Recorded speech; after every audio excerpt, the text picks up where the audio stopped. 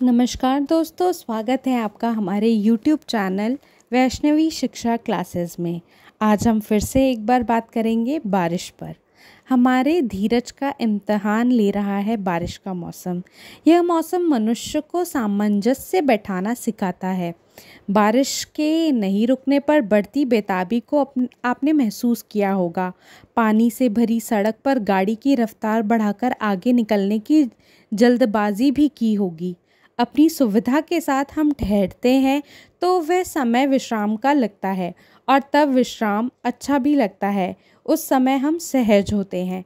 जब हम अपनी मर्जी से कहीं ठहरते हैं तो वह सुखदायक लगता है, लेकिन मजबूरी में ठहरना पड़े तो वह बुरा भी लगता है। हम अपना धीरज खो बैठते हैं। कहा भी जाता है, जिसके पास धीरज है उसे ईश्वर की योजनाओं में विश्वास है। इंतज़ार के समय धीरज खोना वक्त के साथ निरर्थक संघर्ष में उलझने जैसा ही होता है। यहाँ विश्राम और विराम के अंतर को समझना भी ज़रूरी है। बारिश अनचाहा ठहराव लाती है, हमारे रोज़ की दिनचर्या में बदलाव लाती है। यह ठहराव हमें उस वक्त बुरा तो लगता है। अनचाहा ठहराव सहनशीलता को बहुत अखरता है।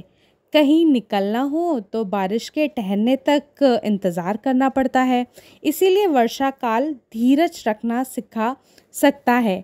हमारा समय हमारी सहनशीलता को संस्कारित करने आया है, संतोष और शील का सबक सिखाने आया है। तभी तो इस ऋतु में रक्षाबंधन, कृष्ण जन्माष्टमी, हरियाली तीज, नागपंचमी, गणेश चतुर्दशी जैसे त्यौहार भी आते हैं। धीरज मन में साहस भरता है। कठिन परिस्थितियों से मुकाबला करने में धीरज का बड़ा योगदान है। इससे परिस्थितियों से सामंजस्य ही राह दिखाई देने लगती है। उतावलापन समय का अपमान है, मौसम का अपमान है और स्वयं की सहनशीलता का भी अपमान है।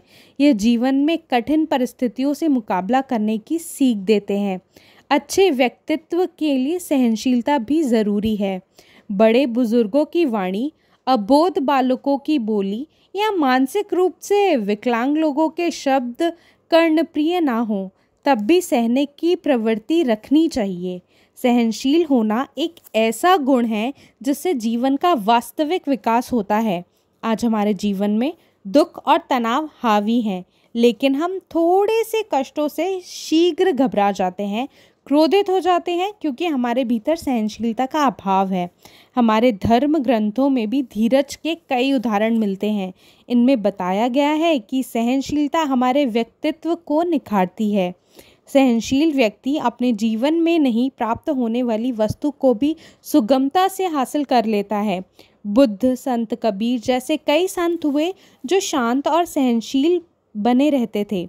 सीता हरण के बाद मर्यादा पुरुषोत्तम राम वर्षा काल की अवधि बीतने तक प्रतीक्षा करते हैं। इसके बाद सीता की खोज का अभियान शुरू होता है। कौशल्या ने 14 वर्ष तक धैर्यपूर्वक राम की प्रतीक्षा की। देवी अहिल्या ने राम की प्रतीक्षा की। उनकी आंखें पथरा गई। मानवीय सामर्थ्य की परीक्षा विपरीत समय में ही होती है और इन परिस्थितियों में धीरज ही सफलता का मूल मंत्र सिखाता है। धन्यवाद। अगर आपको वीडियो अच्छी लगी हो तो चैनल को सब्सक्राइब करना ना भूलें।